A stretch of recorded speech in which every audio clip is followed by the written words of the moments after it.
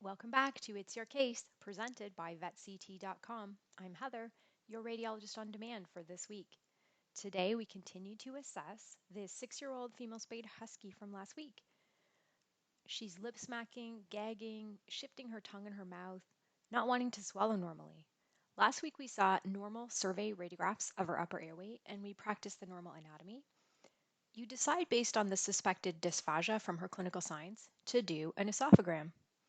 These studies are fun to see. An esophagram is performed with fluoroscopy, which is a real-time x-ray that allows us to take x-ray images and turn it into sort of a video as you see here. I'm going to rewind and allow you to watch. For orientation, I'm going to zoom out slightly. Here you can see her lower jaw and her neck, her trachea, and of course above the trachea would be where her esophagus will be. We're going to watch all of those regions in the upper airway, the pharynx that we learned about last week, and how they act when a dog is swallowing. So here we go. I'm going to scroll through the video so you can watch. You can see that this gas-filled structure here, which is the pharynx, is bounded caudally here. You can see the epiglottis. Let's see what happens as she gets closer to swallowing. And when you say, what is she swallowing? This dark appearing substance is barium. The default in fluoroscopy is for bones and normally radio-opaque things like barium to appear dark, so you can see how her mandible is dark, and for things that would normally appear radiolucent, like her trachea, to appear more white. So here we go. As her bolus goes to the back of her pharynx, I want you to watch as her epiglottis is going to flip up to protect her airway just as she swallows. Here it comes. There it goes. The epiglottis flipped up to protect that larynx as that bolus popped up into the cranial esophageal sphincter and eventually the esophagus. Let's look. We're going to chase it down the esophagus later on another image. Let's look at what happens with kibble. Okay, let me get us situated the way we want. It won't surprise those of you that deal with dogs that the table can get kind of messy when we're doing these studies. So this is in fact some barium on a little cloth on the table and in fact a barium soaked kibble. Let's see what it looks like when we give barium soaked kibble and watch with fluoroscopy. So here we go. I'm gonna just try to make it look as beautiful for you guys as possible. And you might be saying, why isn't it better centered? It can be quite difficult with a moving dog that you're trying to feed and control the fluoroscopy unit to get everything as perfect as you might like. But here comes our barium soaked kibble. You can see the kibble are these rounded structures coming back towards the pharynx. Okay. And the dog right now is still putting more in her mouth. Now we've got a bit better view. And we can see all these kibbles are coming back. All her teeth and her tongue are pushing this all towards the back. What we're going to watch for in a normal swallowing study, once the pharynx is full of enough bolus to cause the pharyngeal receptors to be sort of stretched, the reaction to that is going to be to have a very brisk and complete contraction of the pharynx that results in that boop. The entire bolus goes quickly and efficiently, avoiding the larynx and up dorsally here through the cricopharyngeus or cranial esophageal sphincter. So let's watch and see how quickly this can go and how effectual the pharyngeal contraction is. So we're still getting warmed up here. I can see that the contraction is about to happen by this narrowing here, so let's watch. Here we go.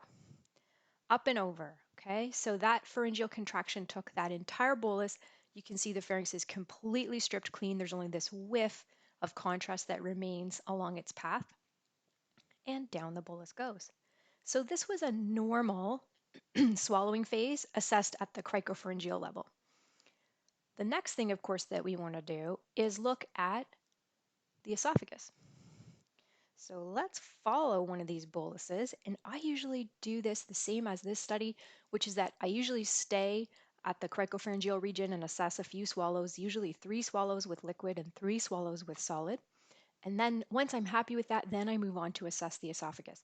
If you try to chase each bolus the whole way down the dog, especially in a larger dog like a husky, it can really make it hard to get good images. But here we have a bolus. So we've got the trachea here. You can see, let me zoom out a little bit. You can see all that, the swallowing area that we just discussed is up here. So we're past that stage. We've already got our bolus. In this case, it's more of a liquid or soft barium paste in the esophagus. Let's see where it goes.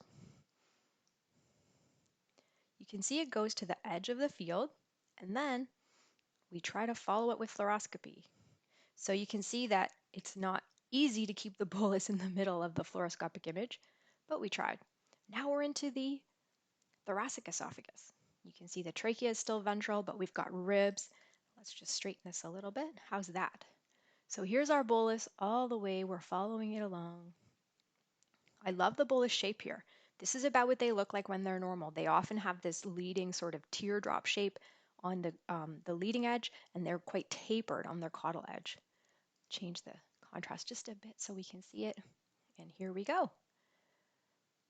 When the bolus crosses the diaphragm, it's going to end up into the stomach. I'm going to move it down so we don't miss anything. And there we go. Delivery of that bolus all the way to the stomach.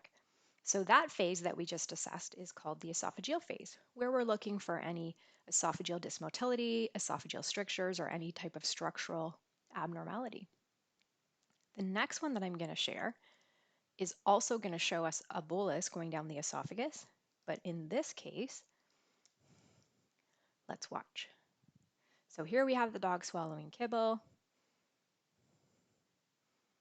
and headed to the edge of the field of the edge of the image. You can see it can be quite tricky to keep it in view, but away we go. I'm going to just try to straighten this first again. Here we are. I love that shape again, right? We've got that rounded leading edge and sort of that tadpole shape with a tapering cranial edge.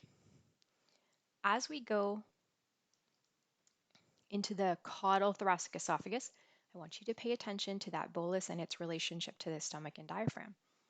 So here the bolus has crossed, gone towards the stomach, and it stays. So another excellent normal esophageal phase. Swallow, this time with a little bit more solid bolus. Okay, one more time.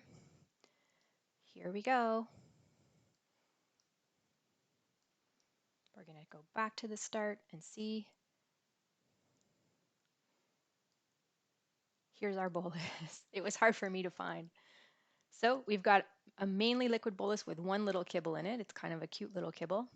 Here we go. You know I like this bolus shape.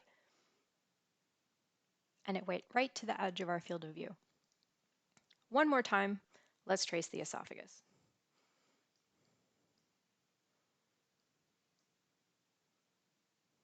Okay, are you noticing that this bolus is just ever so slightly longer than the other ones? This one is very liquid. You can see it's mostly just that black barium paste. Trying to keep it nicely in our field of view for us. Sorry that I have to keep driving around. So remember, as this bolus approaches the diaphragm, we're going to expect it to be delivered to the stomach and stay there. And here we go. We had a little bit of reflux of this bolus into the caudal esophagus. Other than this finding, the rest of the study is actually quite normal in this dog. One example of reflux during multiple swallows, as we saw in this case, can be really hard to interpret clinically. Whether it might be a cause of esophagitis, if there's a little bit of underlying reflux, is probably the best thing to consider about this finding. The rest of the study is normal. So there you have it, a rather normal esophageal fluoroscopy study. I hope you liked it. Next week, we can look at dysphagia using fluoroscopy.